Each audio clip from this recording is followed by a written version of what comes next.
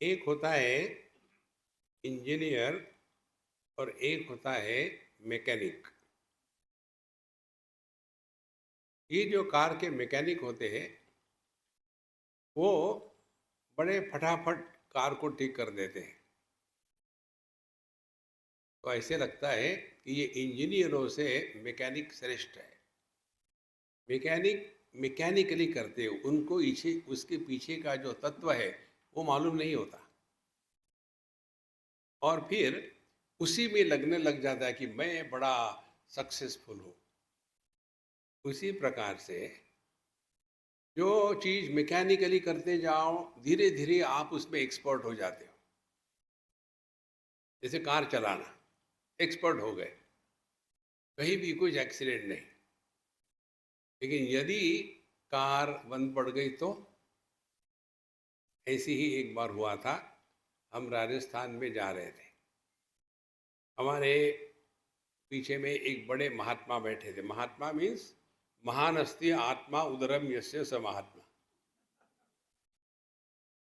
तो एक महात्मा जी बैठे थे और हम छोटे थे उस समय, और ड्राइवर के साथ बैठे। गाड़ी जा रही और गाड़ी ने बीच में रोक दिया, खट से बंद हो गई। क्या हो गया ना, मुझे नहीं मालूम।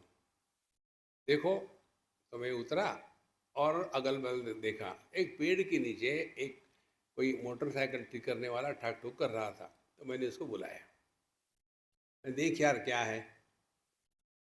तो उसका मुंह पान से भरा हुआ था।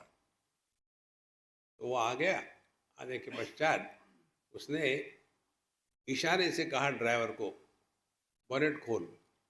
उसने बोनेट खोला और गुनगुनाते हुए फिर वहां से पत्थर उठाया और कहीं ठोका, ठाक ठाक। अब शुरू कर, शुरू करी गाड़ी शुरू। अब हमारे पीछे जो बुढ़ाऊ महात्मा बैठे थे वो पूछते, देखो कितना पैसा देना है। तो मैंने पूछा, भाई कितना पैसा? उसने बताया 100 रुपये। बुढ़ाऊ महात्मा गुस्से, क्या किया, 100 रुपये ले रहा है, एक पत्थर तो मारा। हमने कहा ऐसा कहते बाबा जी, तुमको क्या कहना है? अब उसको बोलना ही पड़ा। उसने त्याग किया वहां से सब।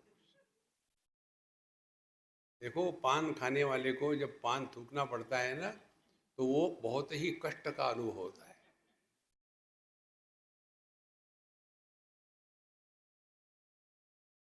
तो उसने कहा, बाबा जी ठोकने के लिए मैंने 1 रुपया लिया है, लेकिन कहाँ ठोकना है उसके लिए 99 रुपये लिए। देखो महाराज, हम जब अध्यात्म के क्षेत्र में आते हैं तो हम मैकेनिकली चल रहे हैं।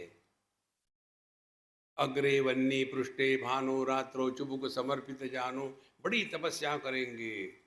पिछले 21 दिन से खाना नहीं खाया महात्मा ने।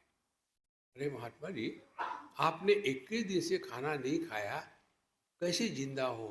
एकदम टोल मटोल हो, क्या सीक्रेट है? रात को खाता हूं। हमने क्या कहा है कि 21 दिन नहीं खाएंगे, रात नहीं खाएंगे थोड़ी कहा है। अब किसको धोखा दे रहे हैं हम? देखो महाराज, अध्यात्म का तात्पर्य अपने आप को पहचानना। Identity crisis is the only issue in our life. पहले अध्याय में यही सिद्धांत है। अर्जुन की आइडेंटिटी क्राइसिस थी कि वो जिस समय युद्ध के मैदान में था कौन था।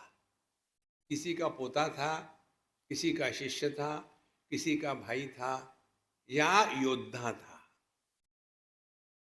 इसको यदि आप सॉर्ट आउट करो तो आपने सब कुछ सीख लिया है। और ऐसा जो व्यक्ति जिएगा उसका क्या होगा?